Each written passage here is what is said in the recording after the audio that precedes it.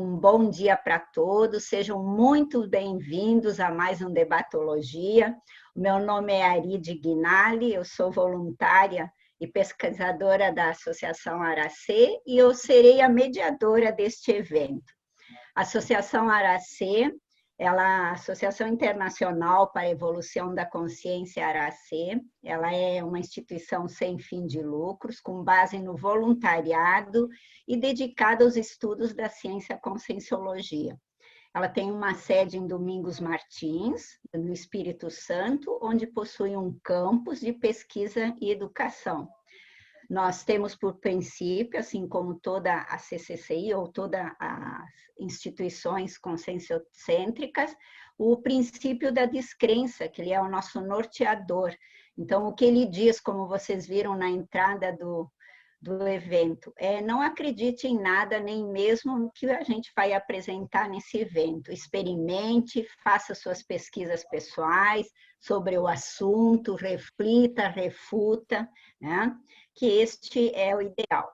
E caso vocês queiram mais informações sobre a Aracê, nós temos o site, podem entrar no site, é www.aracê.org. Lá nós temos várias informações, temos vídeos, aí vocês podem acessar. O nosso pesquisador de hoje é o Marco Antônio Facuri, ele é engenheiro eletricista, professor universitário e voluntário da Aracê também, professor docente voluntário da Aracê. Hoje ele vai nos falar de um tema que está muito em voga, né? Hoje, com tanta pandemia, tanta coisa, tanto fecha, abre, toma vacina, não toma vacina, ele vai nos falar de uma coisa muito importante. É sobre erros e acertos de líder.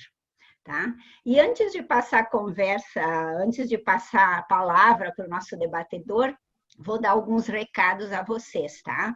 Então, assim, a duração deste debate é de 1h30. Então, nós iniciamos às 9h, vamos até 10h30, tá? E eu solicito a todos vocês, se possível, deixem os microfones fechados, a câmera fiquem à vontade, tá? Por quê? Porque para não dar interferência ou ruídos, né? Tanto para o palestrante como para quem vai fazer perguntas, tá? Qualquer dúvida, qualquer coisa, vocês levantem a mão na hora de falar, vocês podem fazer a pergunta se vocês querem verbalmente, tá? Ou pelo chat. Então, fiquem à vontade. E o objetivo deste evento é justamente, a ideia deste evento é que a gente, assim, junto com o debatedor, amplie a visão de conjunto, refute, traga novas ideias para um debate homeostático, um debate cosmoético, tá? E posto isso, agora passo a palavra para o Marco, para que ele faça as suas primeiras considerações sobre a sua pesquisa. Então, vamos lá, bom dia a todos, agradeço aí antecipadamente a participação de todos. E num domingo de manhã, frio desse sair debaixo das cobertas já foi um grande esforço, né?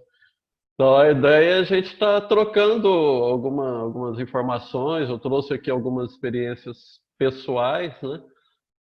Muito com o propósito de motivação dos colegas evolutivos, né? No sentido de aproveitar a experiência, especialmente as experiências na atuação em grupo, e também a possibilidade de assumir a sua condição de liderança, considerando aí a nossa condição de pesquisadores e também assim motivados pela autoevolução, o quanto o processo de assunção da autoliderança, do autoepicentrismo, pode acelerar essa nossa evolução.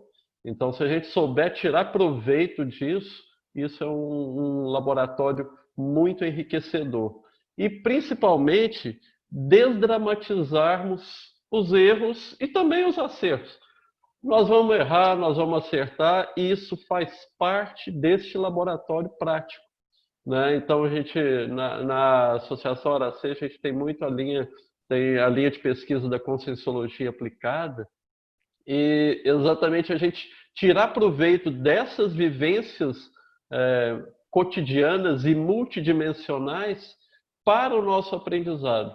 E isso também repercutir para todo o grupo, né? Como que isso, como o nosso aprendizado pode também servir para os colegas evolutivos.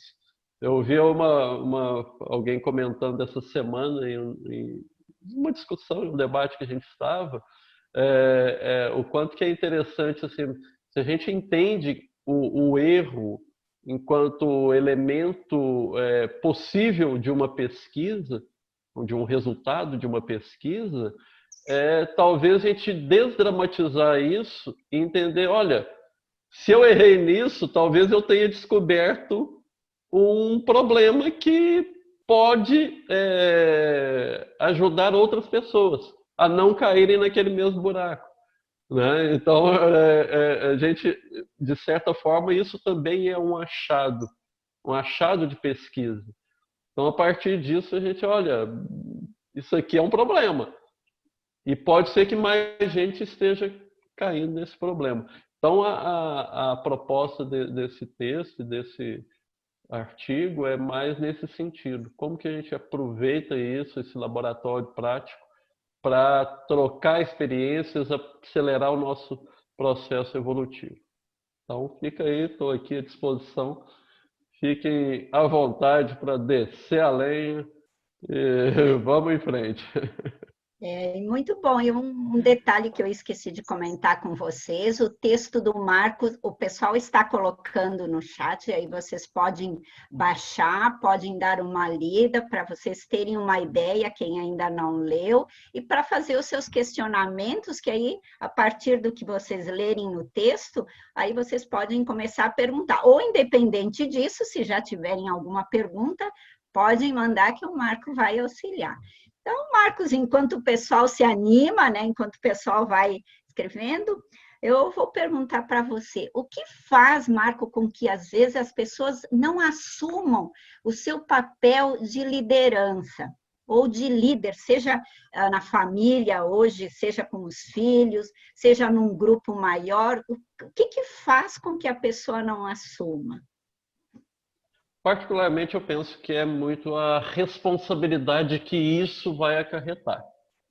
Então, e a responsabilidade consigo mesmo e com os demais, né? Então, eu penso que o processo dessa assunção de liderança, ele vai exigir de você reciclagens, mudanças claras de posicionamento e de conduta, que às vezes a gente não está muito disposto a fazer. E então eu penso que isso muitas vezes é o que trava. Ah, não, eu não quero me expor, eu não quero me indispor. Então, a assunção da liderança, ela traz consigo algumas responsabilidades. E aí o exemplarismo vai ser fundamental. Então, quando a gente fica mais exposto, nós, de certa forma, a gente já tem o telhado de vidro, né? Já vamos rasgar o verbo aqui. Não dá, por mais que a gente queira esconder, não, isso aqui não vou mostrar só as coisas boas que eu faço e tal. Esquece, é mais explícito para todos do que às vezes é para a gente mesmo. Então, talvez a gente acaba idealizando uma autoimagem que é furada. E se a gente está de fato disposto a mexer, não, eu quero mesmo mexer, reciclar, acelerar a minha evolução, até para poder ajudar mais, quanto melhor eu estiver, mais eu posso ajudar. Então, esse trabalho, esse processo, ele exige um esforço, né? Então, eu vejo muito por aí, Arid, a responsabilidade advinda disso, né?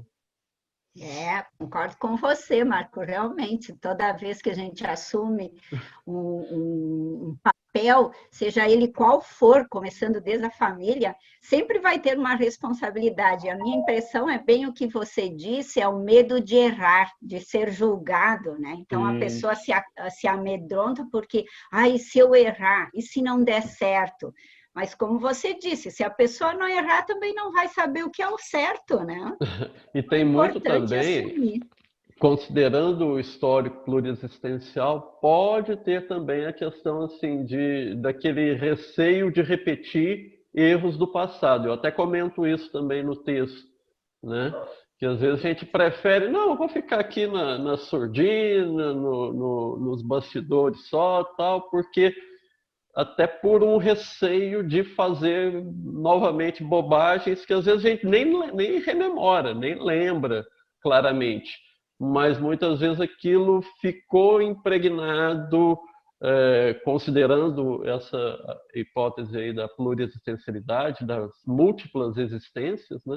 Aquilo pode ter gerado algum desconforto. Então, qualquer coisa que fala de se autoexpor ou de assumir alguma liderança, aquilo nos causa, vou fazer bobagem de novo. E vamos. Até para poder acertar, a gente.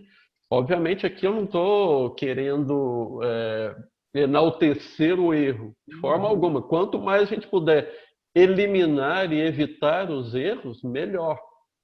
No entanto, entender, compreender que faz parte é natural do nosso processo evolutivo, né? Então, talvez a gente entender isso, desdramatizar isso e seguir em frente, de forma a evitar novos erros, né? Então, Marco, a Andréia quer fazer uma pergunta para você. Pode perguntar, Andréia. Fique à vontade. Obrigada. Bom dia, Marco. Bom dia. Aqui no teu texto você até comenta ali que você tinha predileção pela atuação nos bastidores, né? E daí você conduz ali dizendo como foi esse processo. O que você colocaria para nós no sentido de como dar o primeiro passo, né? Como sair desses bastidores e promover, né, essa assunção de líder de uma maneira sadia? O que você indicaria nessa tua autovivência, né? É uma técnica, o que a gente poderia fazer para que a gente consiga dar o primeiro passo, né, de muitos que a caminhada vai exigir. Muito bom, Andréia. Eu penso assim, uma reflexão inicial. Eu quero de fato me conhecer? Eu quero de fato mexer naquilo que eu acho que precisa ser mexido? Entendeu? Então, isso é um aspecto. O outro aspecto, eu quero disponibilizar o que eu tenho de melhor em favor dos outros? Porque se a gente for olhar até historicamente, a nossa tendência sempre de assumir uma liderança foi de ser servido, né? De nós assumirmos uma liderança para sermos o centro das atenções e dos serviços dos outros, né? Então, nós sermos os agraciados com aquela liderança. E aqui a gente está propondo de cara, assim, explicitamente, uma inversão de papel, né? Então, de você, de fato, assumir essa condição de autoexposição e de disponibilizar o seu melhor em favor dos demais. Então, é uma mudança de paradigma, é uma mudança íntima de postura que é o nosso exercício. Então, eu penso que é por aí, André, você pensar claramente, eu quero fazer isso para quem? Para mim, para meu benefício, e aí teremos também o benefício evolutivo, né? É o que eu trago aqui nesse texto. Só que aí é um outro benefício. Não são os outros nos servindo, nos atendendo às nossas demandas.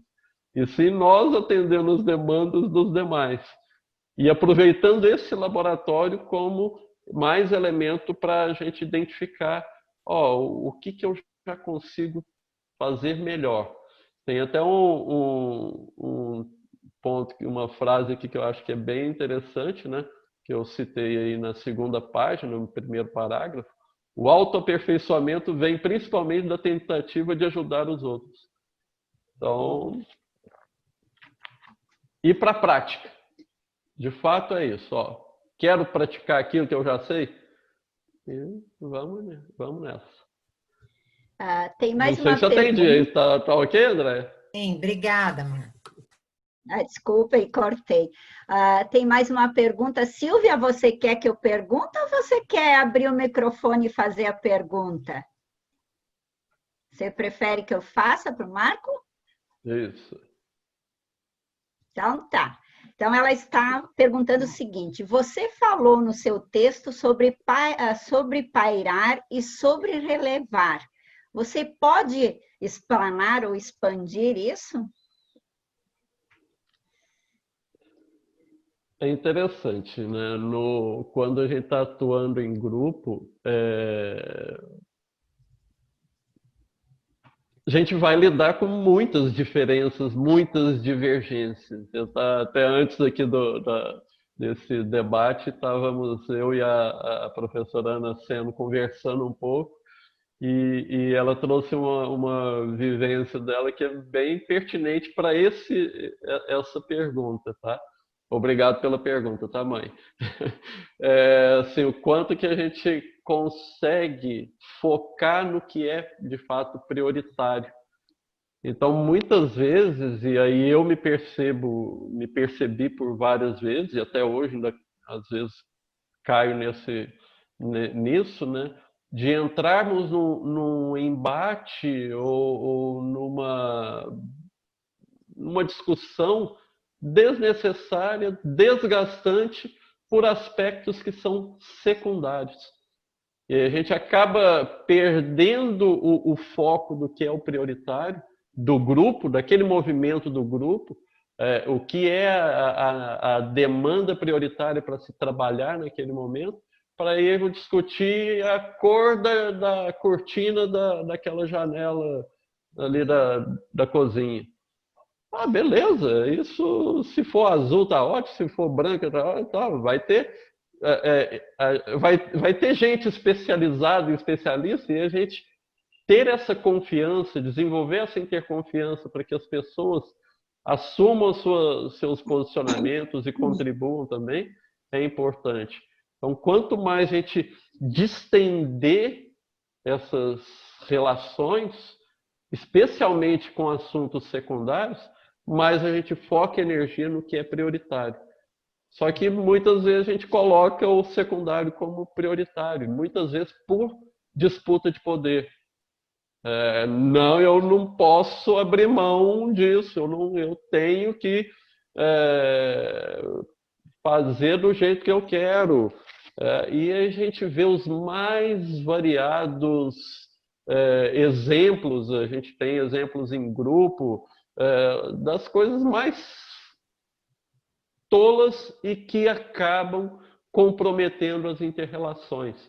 Eu falei da cor da cortina, pode ser a pintura da porta, pode ser se o telhado vai ficar assim ou assado, se vai plantar uma árvore aqui ou acolá, e a gente acaba se desfocando do que é prioritário, que é o nosso processo de autoenfrentamento. O outro, os colegas, cada um tem a sua dificuldade, tem a sua limitação. E aí a gente entender claramente esse binômio que eu coloquei na primeira página, da professora Alessandra Nascimento, foi proposto pelo professor Valdo, e a professora Alessandra Nascimento trouxe na enciclopédia, né, o binômio auto-imperdoador, hétero-perdoador. Então, você não se admitir cometer erros e deslizes sem entrar na autovitimização ou na autoculpa, tá? E, ao mesmo tempo, compreender profundamente que o outro também está no processo evolutivo dele. Tem as imaturidades também.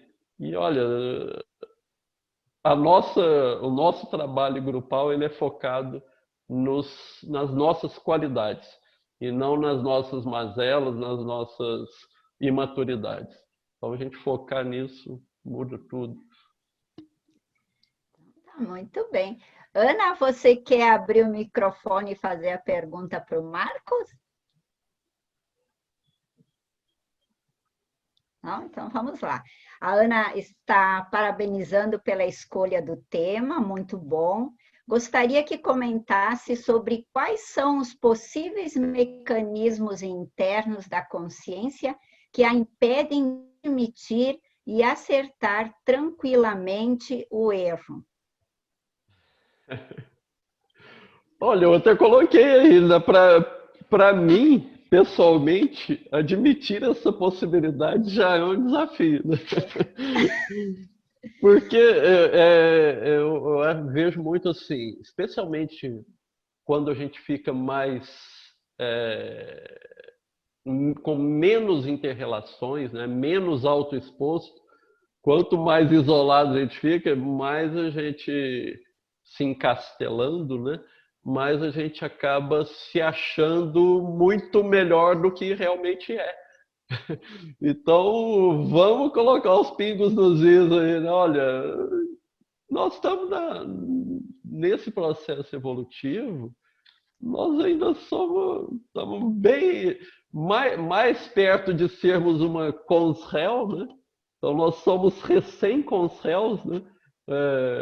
Então, estamos muito mais próximo da patologia do que, de fato, da homeostasia. E, às vezes, para a gente olhar, de fato, para essas lacunas, dói. Mas eu sou assim, eu sou assado, sou. Faz parte.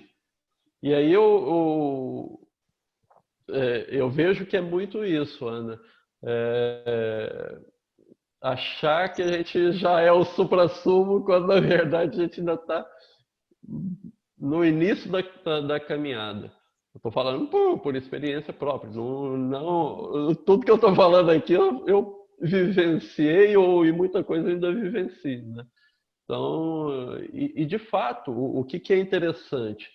Tem aspectos nossos que nós somos muito bons mesmo.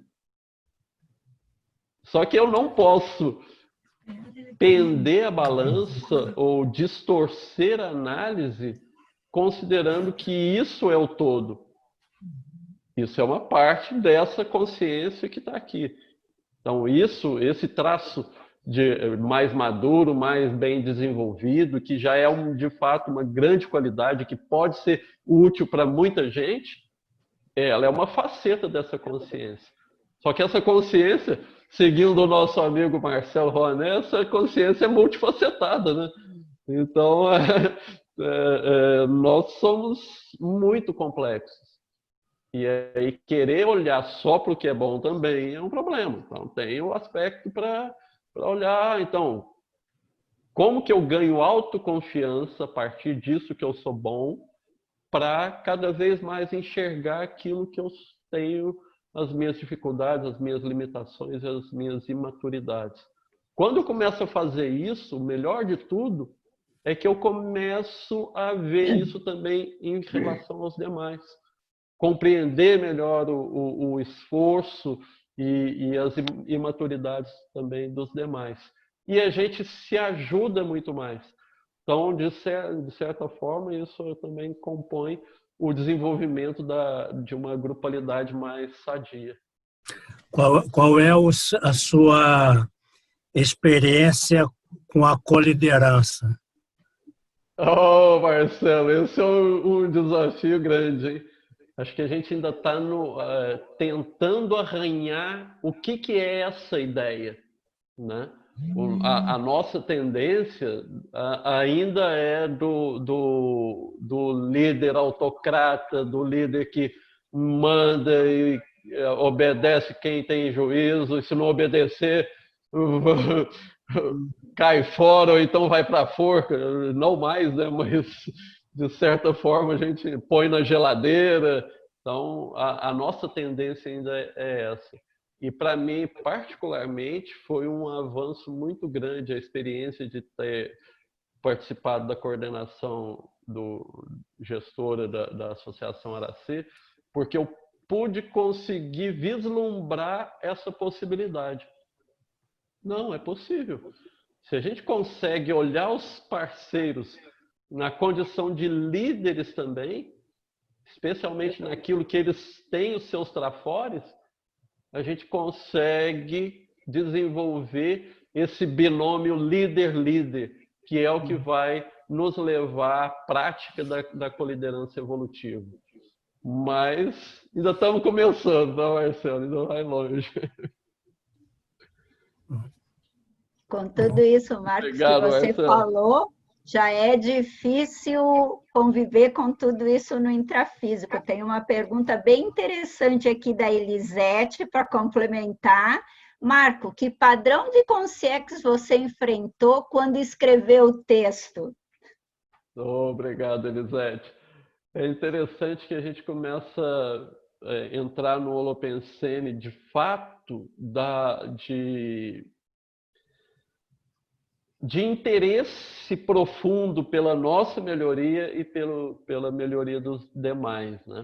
Então, quando a gente consegue colocar isso em pauta, prioritariamente a nossa imagem, muda bem de figura. Só que isso não agrada a todos, não são todos que estão dispostos a essa autoexposição, inclusive extrafisicamente.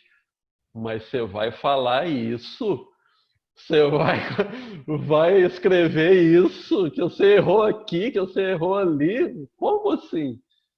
Né? Então, a gente conseguir desmistificar a nossa imagem também, né?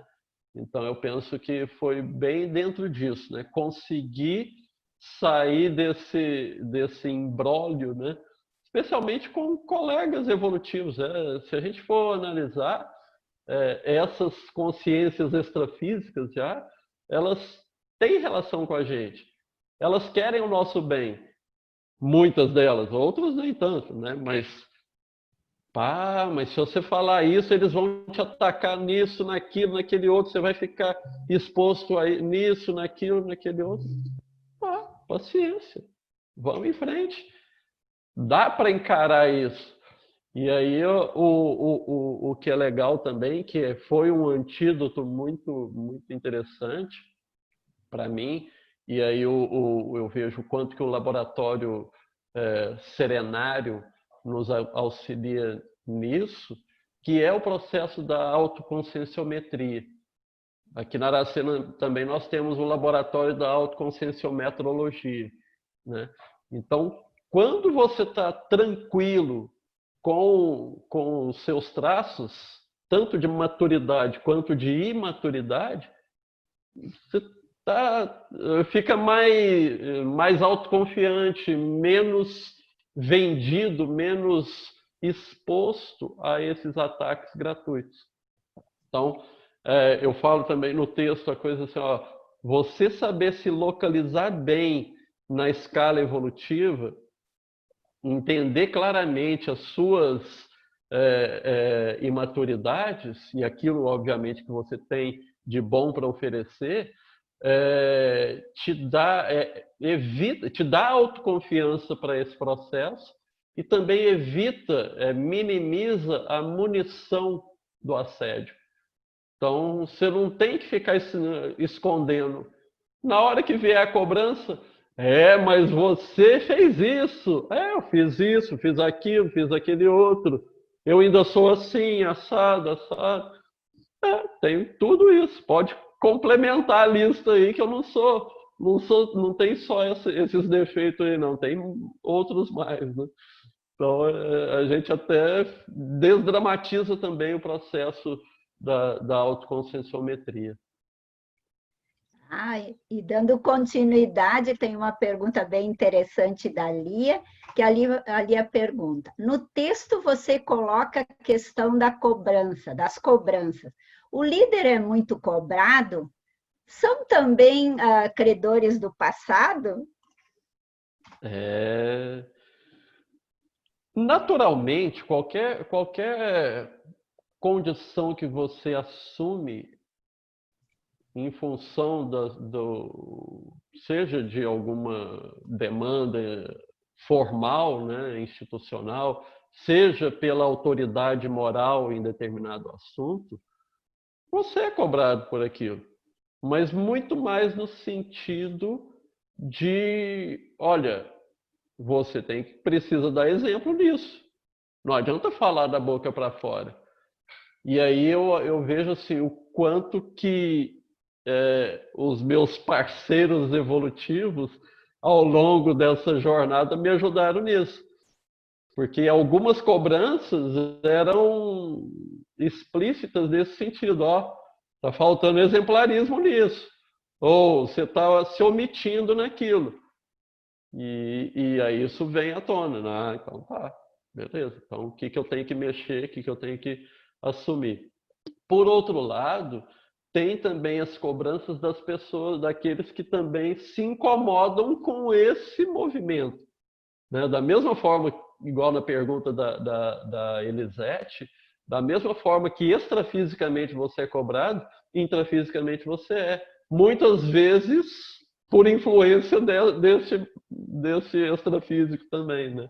Então você é cobrado por isso. Só que muitas vezes essas questões são do outro colega e não suas necessariamente. E aí vai a compreensão daquela cobrança que não necessariamente é a seu respeito, mas é daquilo que você está, de certa forma, provocando. Não é simples. O movimento de assunção de liderança, o movimento de disponibilizar os seus trafores, o movimento de fazer uma mudança e promover mudanças, ele incomoda. Isso é incomodativo. E a pessoa enxergar nela que ela não está fazendo, aí esse incômodo fica muito maior. Né? Então, aí vai ter essa cobrança. Do tipo assim, cara, se você está fazendo isso, eu vou ter que me mexer, então você para com isso. Só que não vem nessas palavras, obviamente. Vem de outras formas. E aí vai da nossa tranquilidade de não entrar nesses embates. Eu caí muito nisso. Entrava, não é isso, não é aquilo. Lógico, faz parte também o processo do esclarecimento. Até para ajudar a consciência a refletir sobre essas questões que muitas vezes são do micro-universo dela. E bem em continuidade ao que você está falando, Marcos, sobre reciclagens, pergunto, Adelino, você quer fazer a pergunta para o Marco? Pode abrir o microfone, pode fazer. Preciso ler, você mesmo faz a ele a pergunta.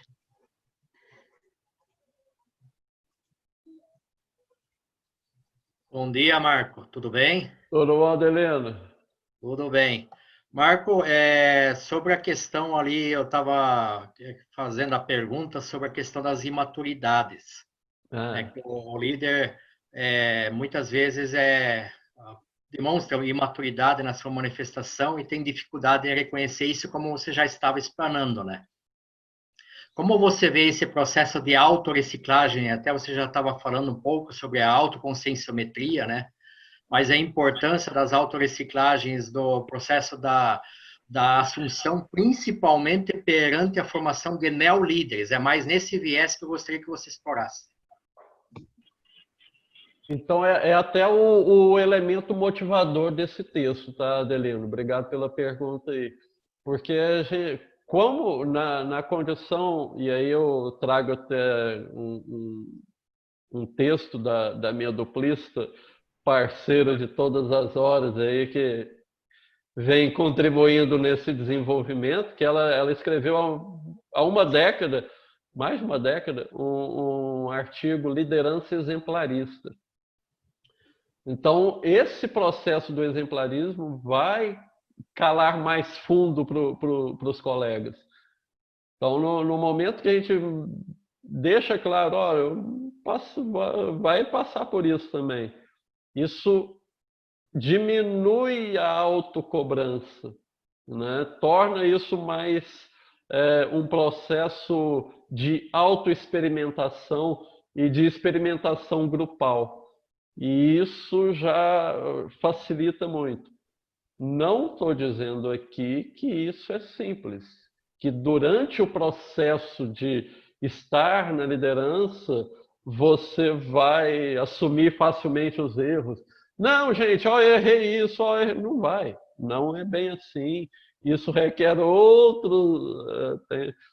até para a gente não cair em determinadas ingenuidades do processo, né? Então a gente tem que ficar bem atento a isso também, né? Então precisa ter um equilíbrio ali dessa autoconfiança e dessa tranquilidade para lidar com os erros sem cair na ingenuidade.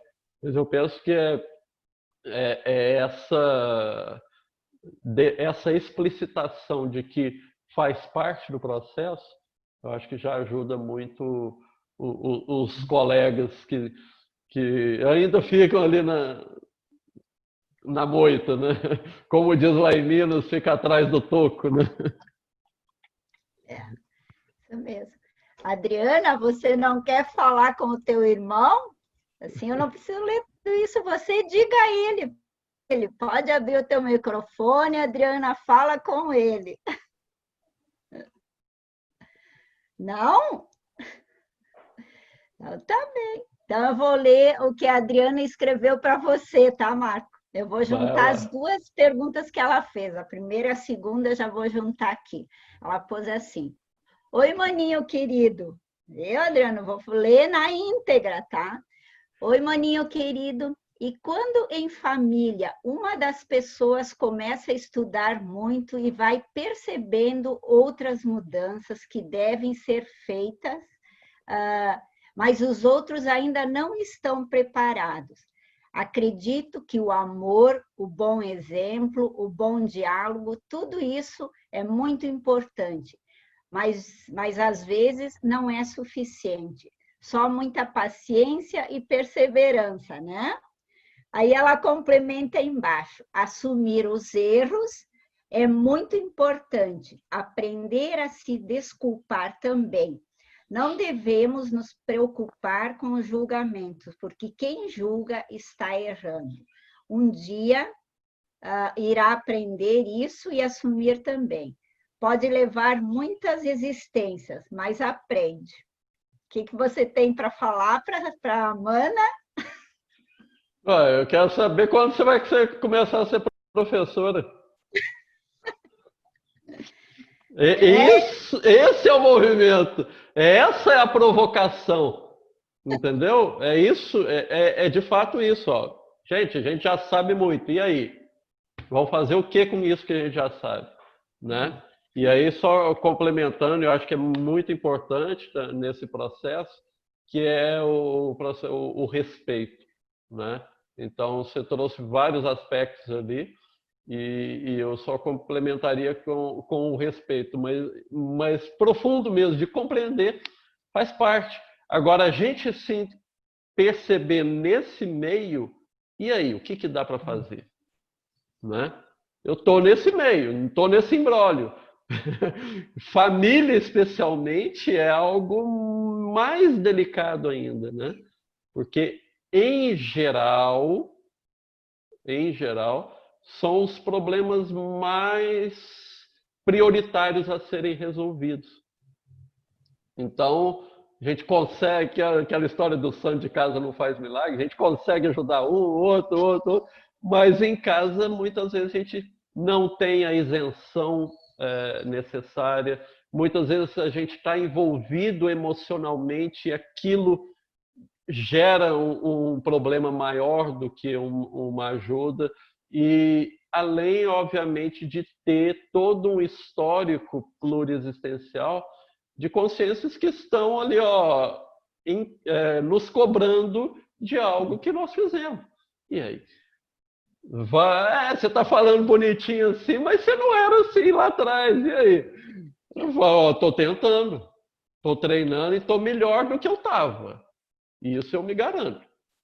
E eu posso ter certeza, eu tenho certeza que a maioria de quem me conhece, ó, se não está grandes coisas hoje, pense no que era, né? Já melhorou muito, ainda está assim, faz parte. Esse sou eu. Estamos treinando. Mas muitas vezes na família vai precisar a ajuda externa de alguma mediação, às vezes até para auxiliar nesse processo. Muitas relações. Eu tenho particularmente aqui o privilégio de estar numa família que já num processo muito mais de liberação e que me ajudou muito mais a alavancar as minhas questões pessoais do que ainda de demandas relacionais. Então, eu tive esse privilégio, mas sabe lá o que ainda vem pela frente. É dessa vida, sabe lá o que ainda vem pelas próximas. Provavelmente eu for abrir minha caderneta de credores, ela deve estar bem lotada. Então, tem muito serviço pela frente. E aí a gente conseguir também, ao mesmo tempo, ir conduzindo essas questões familiares e ampliando também essa nossa família evolutiva, a gente já vai trabalhando mais direito nesse processo, né? É verdade, e continuando como família, realmente é sempre o nosso primeiro grupo, onde vão surgir os líderes já lá na infância, né? Quando vai brincar, já comanda o irmão, já comanda os amiguinhos, já demonstra aí o primeiro passo. E para complementar, Marco, tem uma pergunta da Maria do Carmo, que ela pergunta justamente sobre isso. Marcos, pode comentar como é a liderança em família, onde outros também têm esse trafor? E aí é interessante em família, porque muitas vezes cada um tem uma linha de ideias diferente das nossas, né? A gente fala muito do processo do voluntariado na Conscienciologia, e isso é um elemento facilitador, porque de certa forma a gente está mais alinhado em determinados objetivos. Agora, em família, cada um pensa de um jeito em termos assim de objetivos, tal, e isso é mais complexo. E aí, de novo, vai essa interação e o respeito profundo pelas escolhas dos demais, né? Então, como que eu posso, na minha condição limitada de visão de conjunto, como que eu ainda posso ajudar essas pessoas da minha família? Que a gente acha, muitas vezes, se acha o suprassumo, né? Ah, não, agora eu conheço a Conscienciologia, que é o conhecimento de vanguarda, eu vou poder ajudar todo mundo. Ledo engano, né? Eu falo muito até com essa minha irmã que trouxe a pergunta, eu falo para ela, olha, você tem traços desenvolvidos que eu ainda vou demorar muito tempo para conseguir, mas eu vou conseguir. Você me dá exemplo nisso, nessa preocupação com os outros, nesse processo de vivência da interassistência, né? E eu tenho certeza que eu também ajudo nisso, em outros aspectos. E eu falo muito para ela também, como que a gente consegue fazer isso sem dramatizar, sem sofrer com o processo do assistido, né? Então, em família, tem muitos estilos, os mais variados. E eu vejo que o respeito é o principal, né? Até para a gente ir desvencilhando esses liames aí e acelerando os acertos grupais. Mônica, você quer abrir o microfone e fazer a pergunta para o Marco? Ou você quer que eu pergunte aqui? Oi, não, pode ler a pergunta, por favor, tá? Bom dia. Tá bem.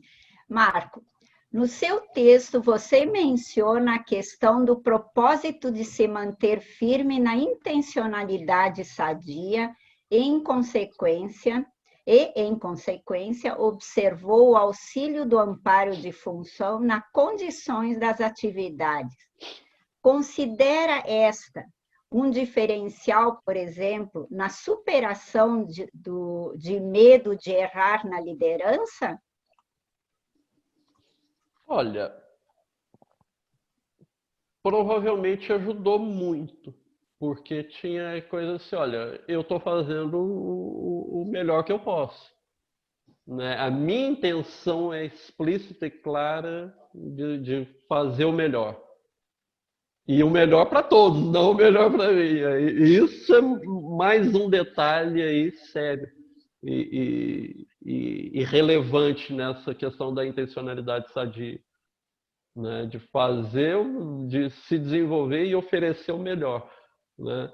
E eu penso que isso foi muito um balizador para isso, né? Para minimizar esse receio de errar e especialmente, Mônica, o que eu vejo também é assim,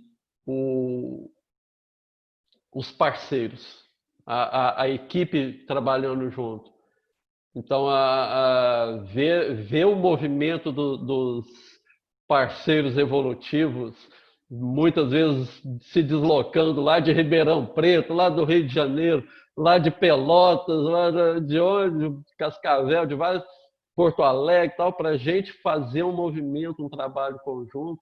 Aquilo dá um respaldo maior. Eu penso que explicita que aquela intencionalidade é de fato sadia, né? Então eu vejo isso, o quanto que a parceria, o movimento dos demais colegas evolutivos ajudou nesse processo também. E vocês me apontavam muito, opa, tem erro aqui, Mônica especialmente. Mônica é uma das que não deixa passar. E isso é rico. A gente vai se ajustando no caminhar da carruagem, as abóboras vão se acertando no lugar e a gente vai se aproveitando melhor essas inter-relações, né? E é muito bacana essa complementação, porque como você disse, né, Marcos, é no grupo que a gente precisa realmente ter aquela escuta atenta para poder refletir sobre o que está ouvindo, se tem fundamento, se não tem, né, mas não ser precipitado na refutação ou no julgamento, alguma coisa, que é bem interessante. Mas, olha, isso para mim ainda é na teoria, porque primeiro, se você vier trazer alguma crítica, vai tomar bordoada primeiro. Depois eu vou pensar no assunto. Mas eu acho que já está... Não, mas eu acho que já está melhor, Marcos. Brincadeiras à parte, mas foi muito esse desenvolvimento também. A tendência natural é da reação, até por muitas vezes a gente se sentir cobrado por algo que às vezes não é bem aquilo, né? Então eu fui observando e me melhorando nesse sentido. Mas mesmo quando eu reagia, aquilo ficava martelando ali. Tá, deixa eu pensar sobre o assunto.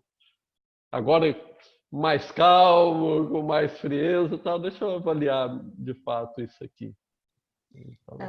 Rosângela, você quer perguntar? Pode perguntar. Pode fazer a sua pergunta se você quer.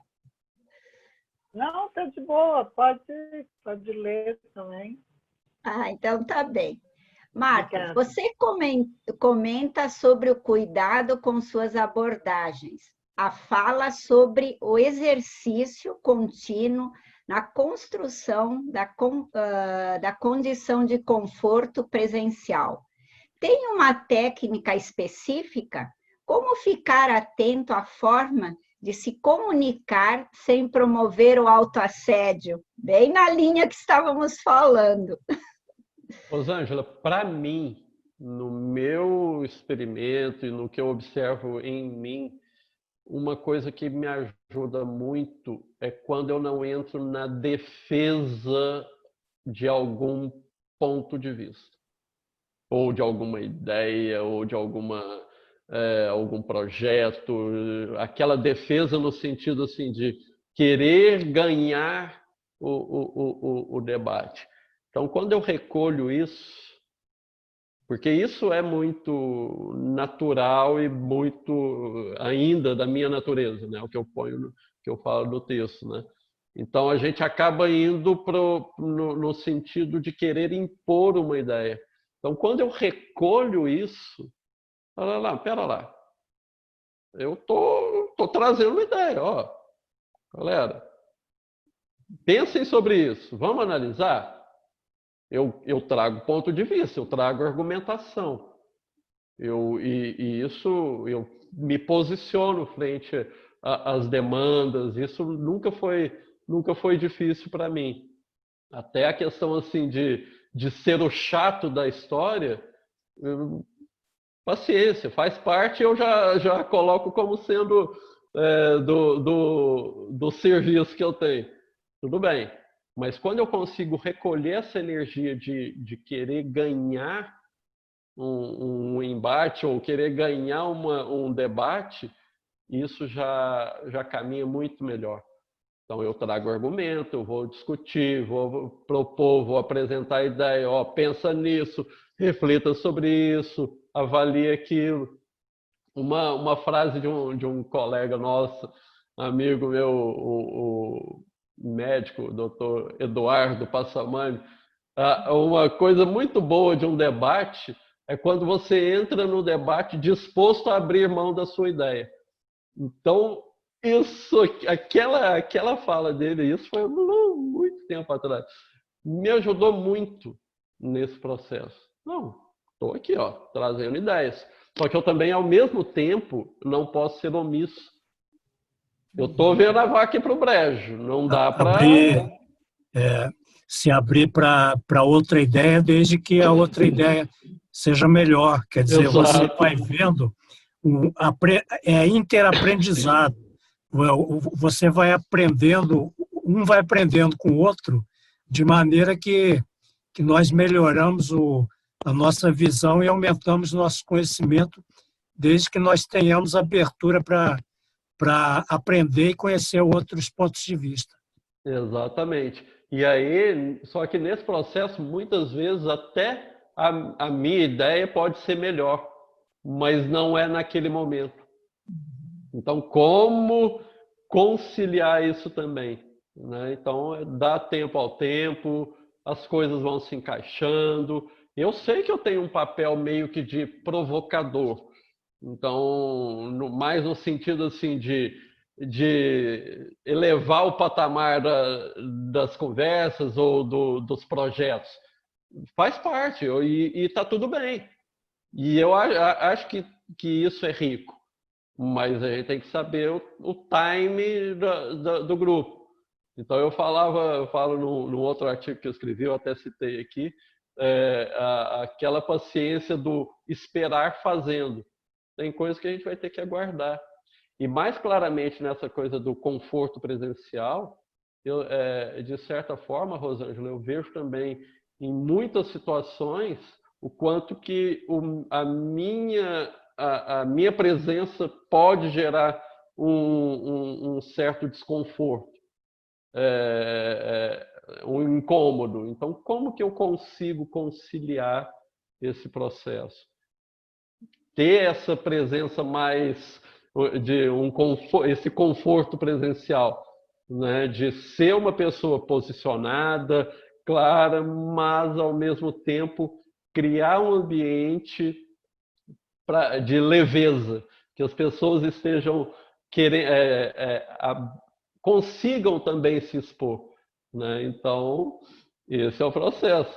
É um trabalho, vamos em frente. De certa forma, eu vejo que estou conseguindo caminhar nisso, né? Mas ainda falta um queijo e uma rapadura. Muito bem. Leonardo, pode fazer a pergunta. Bom dia, Fala, Marcos. cunhado. Parabenizado por mais essa autoexposição sua, tá? Que é sempre um bom exemplo para nós, tá? Queria agradecer a presença de todos também. Marco Antônio, você podia ampliar, né, a consequência em relação ao nosso grupo evolutivo quando a pessoa, aquele líder, comete um erro devido a um trafar não identificado, ou identificado e não bem trabalhado, ou mesmo aquele intencional. Como isso representa com a nossa relação com o nosso grupo evolutivo? E a segunda pergunta é... Espera aí com a segunda. Vamos desse novo, me enrola aqui. Tá. Ó, a repercussão é clara, vai criar problema. E muitas vezes a gente vai demorar muito tempo para recompor isso. Só que eu tenho uma visão complementar a isso, Leonardo, que é o seguinte, tem até nesse livro aqui, O Fim da Liderança, mais uma dica da minha duplista, que tem um aspecto bem interessante assim, olha, quando o líder erra, os liderados devem ser depostos. Isso muda todo o jogo. E eu me vi assim, eu vi o quanto que erro de colegas eu também não consegui, para mim talvez eu nem coloquei aqui no texto, mas talvez tenham sido os maiores erros. O quanto que o erro de um colega, especialmente nessa condição de linha de frente, gerou mais problema. E eu não consegui ajudar a evitar aquilo. Então isso é um erro meu também. Então eu coloco lá desde o início do trabalho, em alguns momentos aqui desse texto, que a responsabilidade é recíproca. Não adianta a gente tirar o cavalinho da chuva. Ah, não, mas o fulano é que fez. Fez, mas nós fomos permissivos. De alguma forma a gente permitiu que aquilo acontecesse. Então, eu tenho muita tranquilidade para, em qualquer debate, falar do histórico institucional, de problemas, de erros e acertos, porque eu me vejo como parte daquele erro também. E daquele acerto também. Se teve problema ali, teve uma crise institucional, eu estava ali. E aí eu também sou responsável. Então, nesse sentido, por mais que tenha o aspecto pessoal, que a gente não dá para tirar fora a responsabilidade pessoal, mas todo o grupo é corresponsável. Muito bem, é isso que esclareceu bastante. A segunda pergunta está relacionada com isso também. É aquela pessoa que energeticamente é sustentadora de uma situação, ou de até mesmo ajuda a sustentar uma IC, quanto que isso interfere no seu comprometimento, que vem encontro, né, a esse pensamento seu, como que energeticamente a pessoa interfere e cria em relação aos acertos e erros de um líder. Ele enquanto participante, não líder, co-líder, vamos dizer assim. Meu amigo, esse é meu laboratório atual, porque assim, eu assumi a coordenação institucional, não que o processo de liderança tenha vindo em função desse cargo de secretário-geral e tal, e nem que ele tenha acabado com isso, a partir do final da gestão. Então, o processo de liderança nosso, ele independe de funções e cargos formais. Mas, para mim, é um exercício muito grande de não criar problemas para a turma que está seguindo com o trabalho. E, muitas vezes, com estilo muito diferente do meu. E esse é, de fato, o respeito. Mas, ao mesmo tempo, como que a gente pode contribuir? Então, é a coisa assim do ficar no exercício prático de ser amparador intrafísico nesse processo. E aí eu saio daquilo de novo, do que eu quero, e começo a ver, assim, ficar atento, quais são as demandas, o que a gente pode ajudar mais, como que a gente vai ajudar esse grupo a mudar de novo de patamar, sem necessariamente precisar passar por uma crise mais problemática. Nós temos condições de provocar as nossas crises, individualmente e em grupo também. De certa forma, eu gosto de fazer isso, mas precisa ser de uma forma saudável, e é o que eu tenho tentado fazer. Eu já estou fora da gestão institucional desde início de 2018, né? Então, são 2 anos e meio aí neste experimento. Tem ruídos, tem problemas, tem erros, tem acertos. Eu estou tentando fazer com que isso gere mais frutos positivos do que problemas, né? Então, e até historicamente, para a gente, é muito representativo, e essa pergunta é interessante, porque foi a primeira vez na Associação Aracê que um coordenador geral permaneceu ativo no voluntariado institucional. Então, historicamente, a gente não teve maturidade para fazer esse processo de uma forma mais harmônica e de como é que fala, de revezamento grupal, né? Que é muito do nosso trabalho. Então, vamos treinando, uma hora a gente vai acertar, né? Obrigado, valeu. Valeu, cunhado. Hércules, você quer perguntar? Você tem alguma pergunta a fazer que você levantou a mão? Eu coloquei a pergunta aí no chat. Ah, agora aqui embaixo, tá. Você quer aproveitar e perguntar? Não, pode perguntar aí, por favor. Então tá, aí eu vou chegar aqui e já pergunto. Aqui daí tem alguns comentários, o Teófilo diz que essa vida é muito boa, né? A Cecília... Concordo, Teófilo. Estar buscando este processo enquanto todos à sua volta não estão, dá uma sensação de estarmos isolados, sozinhos. É isso que sente mesmo, Marco, o líder? Ele se sente isolado e sozinho? Tudo vai depender de onde a gente está atuando. Cecília, né? A gente... encontrar os nossos pares, às vezes de um trabalho mais amplo, faz parte desse processo também. Porque senão a gente vai ficar realmente deslocado e cadê a minha turma? Se você tem essa sensação de que tem algo a fazer e esse algo envolve outras pessoas, cadê essa turma? Então isso lá atrás me provocou a buscar isso aí também. Cadê essa minha turma? Eu devo ter combinado de fazer alguma coisa com alguém, mas e aí? Né? Então, essa expansão dessas ideias, né? Então a gente vai buscar correr atrás. Obviamente que tem situações, especialmente voltando à questão familiar, que muitas vezes vai exigir um trabalho mais individualizado mesmo, né? Então são os ajustes mais próximos ali, né?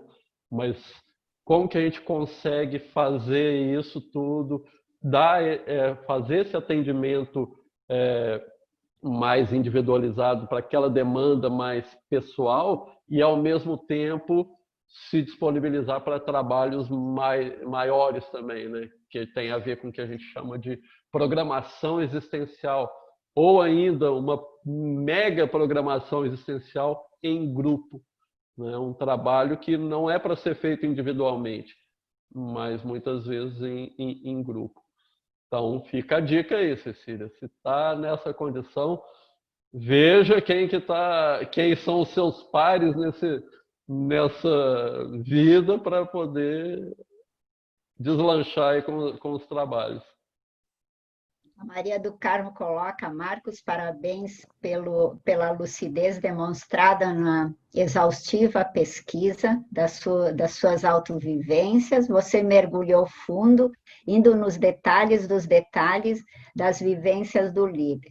Você acha que a liderança servidora e exemplarista encontra-se muito distante de ser praticada pelos nossos representantes governamentais?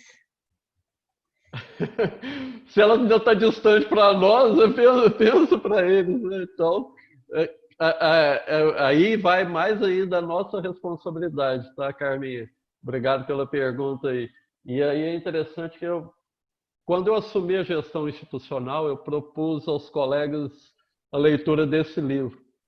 Esse livro me foi presenteado por uma querida amiga lá de Uberaba, a Mônica Prata, e ela, exatamente quando eu estava de mudança para o campus, aqui em 2007.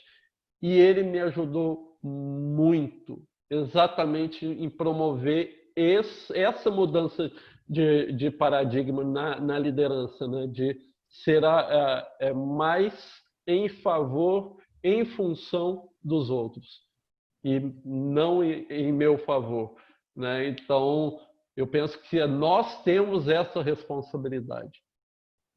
E é a partir desse exemplarismo nosso, grupal, que a gente vai conseguir, em algum momento, reverberar na nossa sociedade e talvez, em algum momento, conseguir que isso chegue mais longe.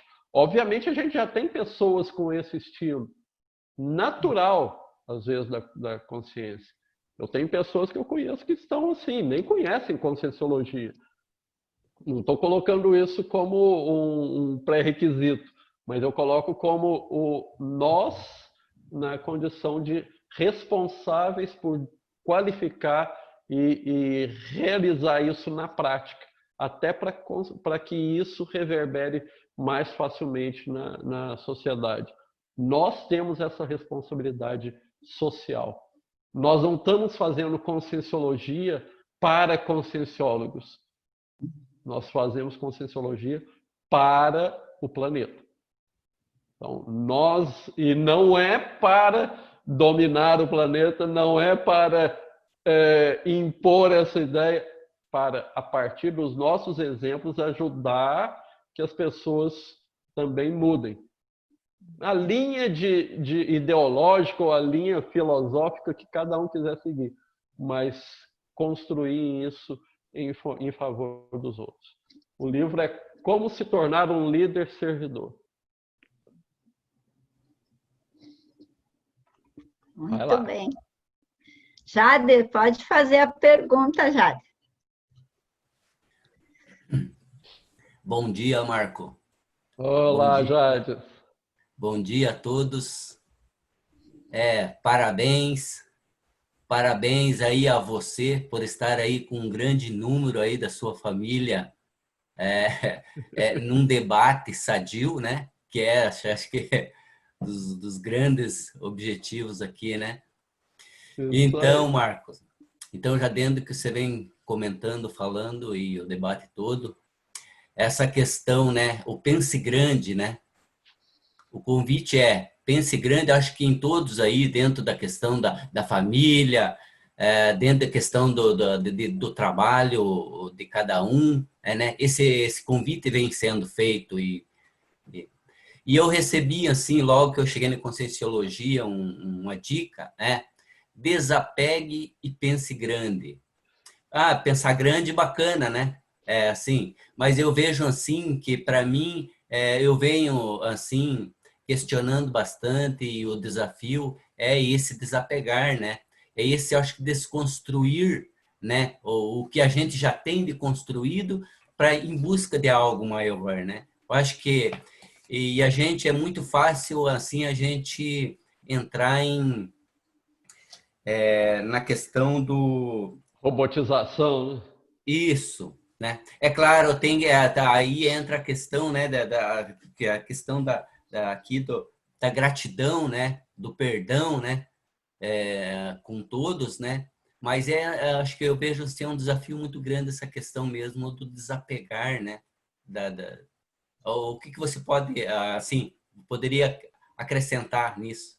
Eu penso o seguinte, Jades, pensar grande vai exigir muito uma reciclagem existencial, em muitos casos, além da reciclagem intraconsciencial. Muitas vezes a gente vai ter que abrir mão de muita coisa que a gente até um determinado momento achou que era o prioritário, né? E aí, se eu seguir isso aqui nessa minha vida, eu vou chegar onde eu quero? Em termos evolutivos? Simples assim. Eu vou ficar nessa minha vidinha e tal, sem querer dar recado direto, tá? Mas já caminhando por aí. Isso vai me levar até onde? Ou o que mais eu tenho para disponibilizar? O que mais eu posso fazer para acelerar todo esse processo? E isso me ajudou muito. Isso foi um motivador meu para mim, assim, quando eu abri mão de cargo público, federal, família adorada que eu tenho, a cidade que eu gosto muito, exatamente nesse processo. Então eu vi que eu tinha, olha, isso aqui é muito bom, é muito agradável, mas e aí? Tem coisas que eu vou precisar mexer, tem demandas outras que eu preciso atender. Às vezes os colegas, os familiares não vão compreender muito aquilo, mas faz parte do processo também. É um desafio. Então, abre mão que vai cair muito mais coisa no colo para você caminhar. Obrigado, hein? E a Adriana coloca aqui, já falando também disso, um contínuo aí de desapego, né, de abrir mão. Ela diz que leu um livro que devemos desapegar dos sentimentos de ser dono de uma ideia, principalmente se ela tiver dado certo. Muita dificuldade ainda. Os aplausos ainda são importantes. Desapegar-se disso não é fácil, né? Se desapegar dos aplausos realmente não é fácil. Isso posso te dizer, Valéria, por experiência, é difícil. Mas é que faz parte do processo. A gente ainda joga muito no externo a necessidade para estar bem, né? Então, se o outro não aprovou, deu problema. Não, faz parte. Cada um está entendendo de um jeito. Eu estou fazendo o meu melhor. Então é isso aí. E sem esperar aplauso. Em geral, e aí eu posso falar de cadeira, em geral, boa parte dos esclarecimentos, das intervenções e das pontuações mais acertadas, elas não vêm com aplausos posteriores, tá? Então, por isso que eu falei que eu não tenho problema nenhum em ser o chato da história, mas muitas vezes a gente vai precisar ir cirurgicamente em determinados pontos para ajudar o grupo ali nas mudanças necessárias. Obviamente que quanto melhor, mais atento a gente tiver à demanda do outro, melhor, né? Porque aí a gente faz menos o que a gente quer e mais o que a pessoa precisa. Porque é muito fácil fazer, não, é só fazer isso, fazer aquilo, não. Entra na realidade do outro e tenta ajudar naquilo que ele precisa. Que às vezes é uma coisinha assim, só que para mim aquilo lá é tão bobo, mas para o outro é um universo. A Maria Ângela diz parabéns, Marcos, e ela pergunta: os acertos podem minimizar os erros? Não, o acerto faz parte, o erro faz parte. Então, o ideal é se retratar dos erros e tentar acertar, né? Obviamente que a gente vai, nesse balanço aí, buscando acertar mais, mas vai continuar errando. E eu acho que um ponto norte aí que a gente precisa estar atento é da questão da intencionalidade, né? Então, isso para a gente mesmo, individualmente, a gente se avaliar sempre quanto à intenção daquela postura, daquele posicionamento. Porque é onde mais nos leva a erros crassos, né? E ela complementa aqui, que achou muito bacana da sua parte, ter saído da coordenação e permanecido na liderança da ARACE como voluntário. E agora, Joaquim, pode fazer a sua pergunta. Até dentro disso é importante, porque eu até vi um comentário ali nesse sentido, que é a coisa assim, como que a gente pode ajudar nesse processo sem necessariamente ocupar uma função. Então, acho que foi um comentário do Domingos, né Domingos? Por que você optou de ficar de fora? Isso. Porque eu acho que esse laboratório ele é muito rico e eu quero oportunizar que mais pessoas tenham essa experiência. Eu não é que eu não precise mais disso, quero entender, mas é que para esse momento, outras pessoas podem usufruir mais disso. E eu também criar outros experimentos que vão me trazer essa própria condição de estar de fora e estar na condição de amparador dessa equipe, também já é um desafio enorme. Entendeu? Então é um ótimo laboratório para todos. Ok, Marco. Parabéns. Mas tamo junto, viu, cara? Joaquim, pode perguntar. Oh, que saudade! Bom dia. Primeiro, eu quero agradecer pelo convite. Eu não li o texto, mas gostei da conversa domingo de manhã. Não poderia até dar o nome de Café com a Consciência todo domingo de manhã. Eu acho que era interessante. Porque a gente acaba ficando de domingo, aqui é muito frio. Mas eu estou tomando água, tá? Esse debate de liderança me incomoda muito, sempre me incomodou, né? Porque eu penso que tu é liderado por alguém sempre em dimensões diferentes, e também tu lidera alguma coisa, nem que seja a cancha de bocha ou o jogo de bilhar. Alguma coisa tu lidera. Então, como é que tu trabalha isso? Mas eu vou fazer duas perguntas práticas em virtude do tempo. Como lidar, como um líder absorver a crítica? É a primeira pergunta. Segunda, como lidar com a liderança que precisa contrariar interesses diferentes de uma coletividade que seja? Líder que é líder contraria interesses, no meu entendimento. E segundo, como é que tu... Né, o tempo, eu sou muito parceiro do tempo. Eu acho que tem decisões, às vezes, que o tempo resolve, inclusive, coisas para mim. Mas como é que tu dimensiona tempo de amadurecimento dos interesses ou da coletividade?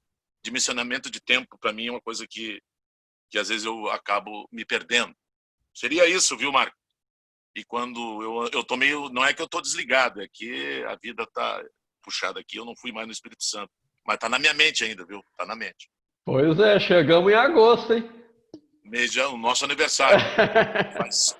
Faz 4 anos que nós não passamos o aniversário junto. Pois é, e aí? Vamos.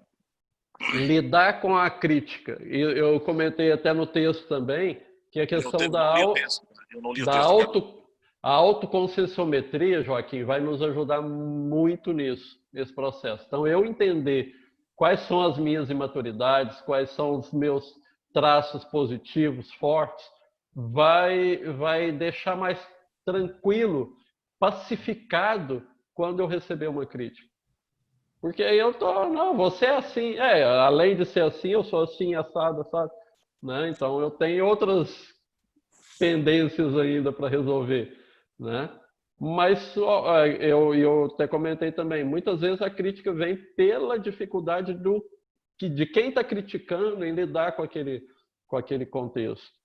E aí, para lidar com isso também, requer o traquejo para ajudar nesse processo também. né? Contrariar interesses. E aí a gente vai para vários aspectos, né? Principalmente assim, ó, tem um momento que a gente vai precisar dar um basta, vai precisar fazer algum posicionamento que, mesmo em grupo aqui no voluntariado, vai ser necessário. E isso aconteceu também. Não dá para ser por aqui. Turma, ó, vamos, e aí vai ser o debate e a compreensão do nível de maturidade e da necessidade daquele grupo que vai auxiliar no encaminhamento. E aí, muitas vezes, a gente vai ver, ó, esse time, já emendando aí com a outra pergunta, esse time do grupo, até por esses interesses, a gente vai ver, isso aqui dá para mim ou isso não é mais para mim. Então, às vezes, a gente quer ficar dando murro em ponta de faca em algo que não é mais para nós. A gente já passou por aquilo, olha, é outro, seu trabalho agora é outro, é muito mais amplo, sai disso. Obviamente, não estou falando aqui de uma mini dissidência, que seria uma ruptura a menor, você sair a menor naquele grupo. Não, você sair para um propósito maior, que é o que a gente chama da maxi-dissidência. Então, vai fazer parte. Esse movimento vai ser natural, né? Então, a gente está tranquilo com isso também. Os grupos não são para sempre, são organismos vivos e eles vão se modificando à medida que os trabalhos vão orientando essas mudanças. Então, muitas vezes a gente quer ficar no grupo, quer mudar aquele grupo. É a mesma história com o relacionamento. A gente entra no relacionamento sem se mostrar, querendo que o outro mude o que ele é. Esquece. Não vai por aí. E a chance de frustração, a chance de dar com os burros na água é muito maior. Então, vai procurar sua turma, de fato. Né? Então, a gente olhar isso de uma forma tranquila. Talvez o meu momento seja outro. Qual é o novo trabalho? Qual que é o novo desafio evolutivo para mim? Né? Fica a dica. É isso mesmo. Valéria, você quer fazer uma pergunta? Pode fazer. Oi, bom dia, todo mundo. Parabéns, Marco Antônio. Então, era bem nesse sentido da pergunta também do Joaquim. Porque você fala sobre o CPC, né? Que você elaborou o seu CPC, tudo. E eu queria que você comentasse um pouquinho sobre isso, né? Essa elaboração, a atualização aí do Código Pessoal de Cosmoética a partir desses feedbacks que você teve aí no grupo, né, da atuação. Como que foi isso? Eu vou aproveitar a sua pergunta, Valério, obrigado pela pergunta. Vou aproveitar para pedir para a Ana colocar um link aí para os participantes contribuírem com essa minha autopesquisa. Tá? É um formulário do Google, e aí quem quiser contribuir, a ideia é a seguinte: primeiro, são duas perguntinhas lá, vocês vão responder uma palavra ou uma expressão. A primeira, isso é para mim, tá? Vocês não vão ficar sabendo de nada, não. A primeira, vocês vão colocar lá uma característica que vocês observam claro em mim, tá? Explícito. Seja positiva, seja negativa. E aí, a segunda pergunta, vocês vão colocar uma outra característica, mais divergente, no sentido... Olha, se a primeira foi positiva, eu vou colocar um aspecto de imaturidade. Ou, se a primeira foi uma imaturidade, eu vou colocar um aspecto positivo. Isso nos ajuda a pensar em como dar o feedback. Então, olha, é algo positivo, mas tem isso a melhorar. Ou você tem esse problema, mas você é bom nisso. Então, já ajuda nisso e vai me ajudar bastante. A Ana deve ter colocado aí, pode ser agora, depois, a hora que vocês puderem contribuir. Então, o que é interessante? Eu já tinha na época, e já preciso até atualizar um pouco o meu CPC, que era muito nesse sentido de não me permitir manipular. Então, tinha alguns aspectos relacionados à questão da liderança que eu deixei bem explícito, né? Só que ao longo do tempo, então esse da manipulação era muito claro.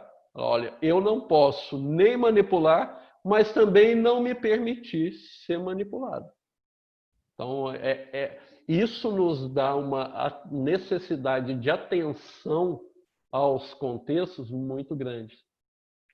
Tá certo que, e eu também coloco no texto, muitas vezes acabei caindo, e aí a gente caiu até em grupo, às vezes a gente não observar a demanda extrafísica em determinadas atividades e reuniões. E aí a gente vai para a personificação, vai para uma briga direta ou uma discussão direta com uma pessoa, quando aquilo muitas vezes é uma demanda muito mais ampla que a gente precisa acolher, entender e dar um encaminhamento mais adequado. Isso eu ainda estou treinando, ainda vou acertar, tá? Mas em determinado momento na gestão, eu fiz uma solicitação para a equipe gestora para me dar esses feedbacks. E aquilo foi muito bacana, né? Porque foi um movimento de abertismo muito grande, ao estilo desse, né? Do formulário aqui. Mas não vai adiantar, acabou que eu, de certa forma, na hora que veio o feedback, a reatividade foi maior. Né? Então aí, tá bom, vai precisar trabalhar mais um pouquinho para melhorar e poder lidar com isso melhor. É naquela pergunta do Joaquim, né? Lidar melhor com as críticas. Faz parte. Naquele momento eu não consegui lidar da melhor forma. Eu tentei justificar, e de fato eu tinha as justificativas e era claro que tinha muita questão de cada consciência ali. Mas o meu papel não era aquele naquele momento. Era de admitir aquilo, entender, e aí sim, o que não serve, não serve. Ou o que eu não vou conseguir resolver nessa vida, vai ficar para a próxima. Agora, o que está me travando, eu vou acolher com muito carinho, muito cuidado.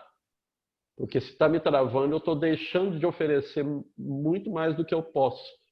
Né? Então, aí, isso é sério. Isso é comprometedor para a minha ProEx. Então, o grupo, de alguma forma, me sinalizou ali algumas questões que precisavam ser mexidas. E aí é interessante estar com esse abertismo, até para mudar, para colocar como, em alguns aspectos, a cláusula lá do código grupal código pessoal de cosmoética, né? De, olha, isso aqui não dá mais. Ou vai fazer o experimento possível para isso aí deixar de lado, né? Superar essa imaturidade. Bem, Marcos, estamos chegando ao final do nosso debate. Tem ainda muitas perguntas aqui que não vai dar tempo para responder, mas vou ao menos ler as duas, então, que seria da Estela e do Hércules, para depois, no final, quem sabe no fechamento, aí nas tuas... os teus comentários finais, aí você já responde um pouquinho para eles. A Estela diz: parabéns pelo exemplarismo, Marco. Até onde a autoexposição dos nossos trafares não é um traço de autoritarismo? Estou avisando que sou assim, e então saibam como lidar com isso. E o vai ter que me engolir desse jeito, né? É um risco também. E tal, tudo depois a gente passa, o Marcos olha no chat, e vou fazer então as duas últimas, né, que seria da Estela e do Hércules, que nessa nossa caminhada evolutiva, ora estamos na condição de líder, ora de liderado. Com os seus estudos até aqui, quais seriam os erros evitáveis e quais seriam os erros alavancadores que dinamizam o processo de continuismo evolutivo na assunção do líder servidor? O principal gargalo a ser superado é a questão do voltar para você, né? O foco ser você. Acho que quando mais a gente focar na demanda, em favor dos outros, melhor. Até nisso, eu já quero até comentar aqui. Primeiro, assim, eu sempre fui eu sempre discuti muito essa questão de líder-liderado.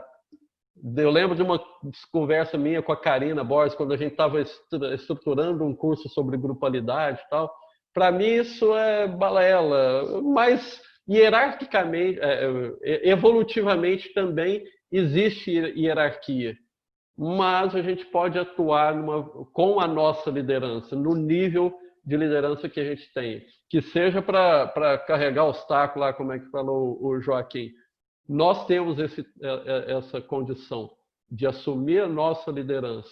E assumir a nossa liderança é disponibilizar o que a gente tem de melhor. E vamos em frente. Tá? Aí até nisso, por isso que eu falo, eu penso muito, e estamos estudando muito a questão do binômio líder-líder, no exercício da coliderança evolutiva. Já deixo aqui o convite, dias 19 e 20 de setembro, a gente vai ter a próxima turma do curso Coliderança Evolutiva. Eu sou um dos docentes da equipe, o Odelino também está aí, o Ivan está aí também, não sei quem mais está na turma aí, mas é um trabalho que a gente vem desenvolvendo exatamente com essas experiências e com esses desafios. E fica a dica também, o Debatologia de junho, Eliane e eu apresentamos um artigo que era os gargalos e desafios da coliderança evolutiva, que é um conteúdo bem interessante e bem didático nisso. Mostra muito claramente aquela consciência que prefere ficar na surdina, ou para reclamar, ou para descer a lenha, ou para tal, e não se expõe. Né? Então a gente trata muito dessas questões aí, dos desafios, tanto para quem se permanece na condição de liderado, quanto para aquele que fica na condição de líder também. Né? Então, o desafio para adequar esse binômio líder-líder na coliderança evolutiva. Muito Já bem, vamos para as considerações? Ainda dá tempo ou não? Não, eu vou te dar, então, para terminar, assim, para te encerrar, para te fechar com chave de ouro, a pergunta assim, final e para suas considerações finais e qual foi o teu sentimento em estar nesse Debatologia, né, essa experiência. Pergunta da Elisete: qual o principal traço de seu temperamento teve aprimoramento de 2018 até hoje? Isso é para fechar, hein, Marco? Essa online, sim, hein? Eu acho que é muito dessa coisa de recolher e desenvolver essa capacidade de ser, de fato, amparador. Né? De me qualificar nessa condição. Não que eu seja, mas é o que eu tento ser. Né? Então, de me qualificar nesse processo. O que esse grupo precisa mais? As consciências, o que eu posso ajudar mais? Qual a minha postura vai ser mais produtiva para todos? Né? Então, penso que seja muito nessa linha. Pode até ser que não seja. E qualquer coisa você coloca lá no formulário para mim, para me ajudar nessa pesquisa também, viu, Elisete? E aí, para fechar também, quero agradecer a todos, especialmente peço aí para vocês preencherem esse formulário antes de saírem da sala, cliquem no link para fazer essa contribuição lá, tá?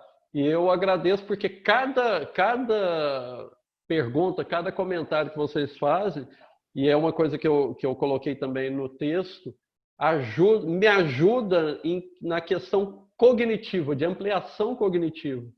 Eu me qualifico mais em termos de compreender aquilo que eu mesmo escrevi. Era isso mesmo que eu estava escrevendo? Não. Isso leva a um outro raciocínio muito mais amplo do que o que eu tinha pensado inicialmente. Então, essa contribuição, e esse é o grande ganho que eu vejo que a gente tem em atuar em conjunto. Cada um trazendo aspectos que às vezes a gente não está atento para aquilo, né? Então, eu espero ter contribuído aí com esse conteúdo que eu trouxe, com esse debate, mas já deixo claro aqui que vocês também contribuíram muito para a minha compreensão daquilo que eu mesmo escrevi, tá? Faz parte do processo.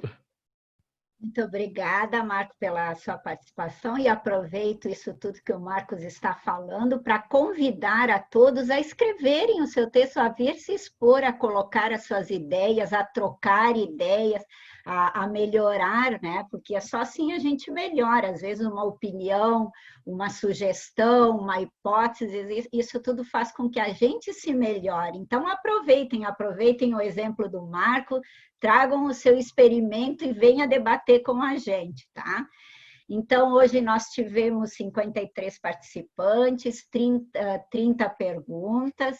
E enquanto vocês vão respondendo o questionário do Marcos, eu aproveito para convidar a todos a participarem da ação integrada da comunidade CCCI, da Comunidade Conscienciológica Cosmoética Internacional, que será hoje à tarde, com o pesquisador Djalma Fonseca, e ele vai continuar justamente a quem tem esse interesse no assunto que o Marco está falando e que está sendo muito falado. O Djalma vai justamente no curso dele falar sobre a maturidade consciencial de um líder.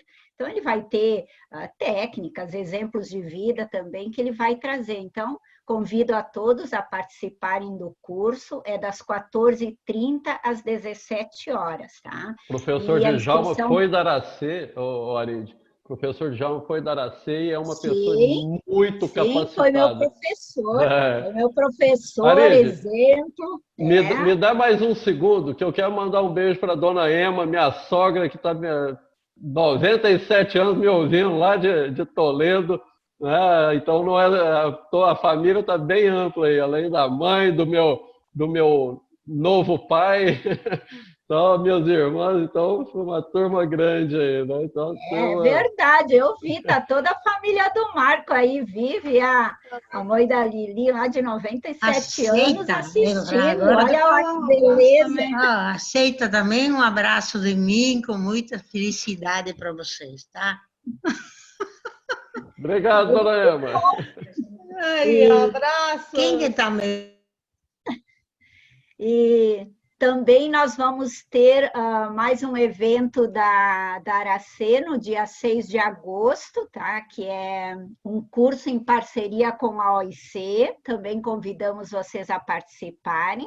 Vai ser no dia 6 de agosto, quinta-feira. É um curso que vai ser dado das 19 horas às 21h30, tá?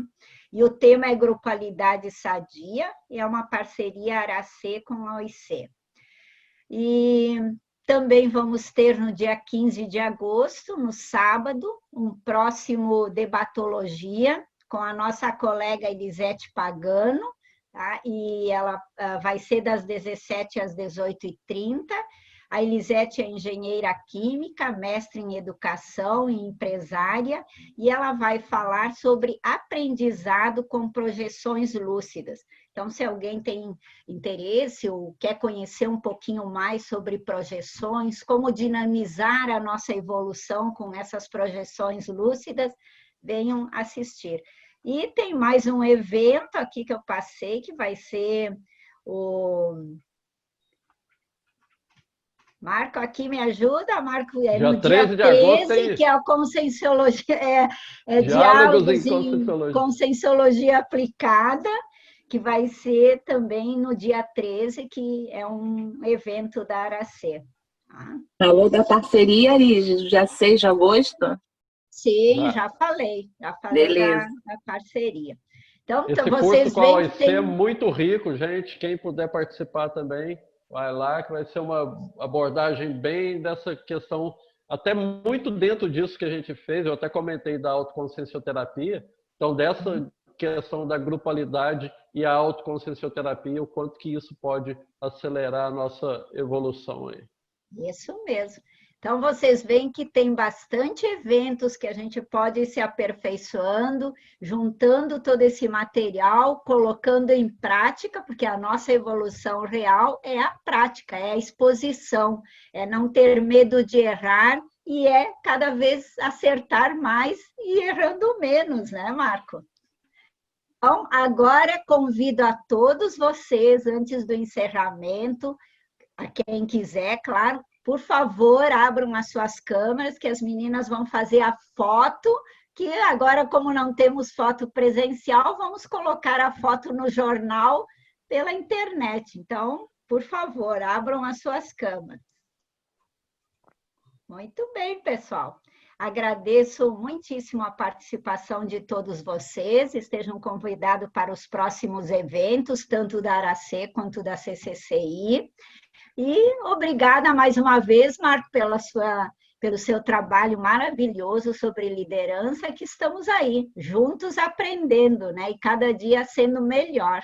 Muito obrigada para todos. Obrigado, turma. Agradeço muito. Valeu.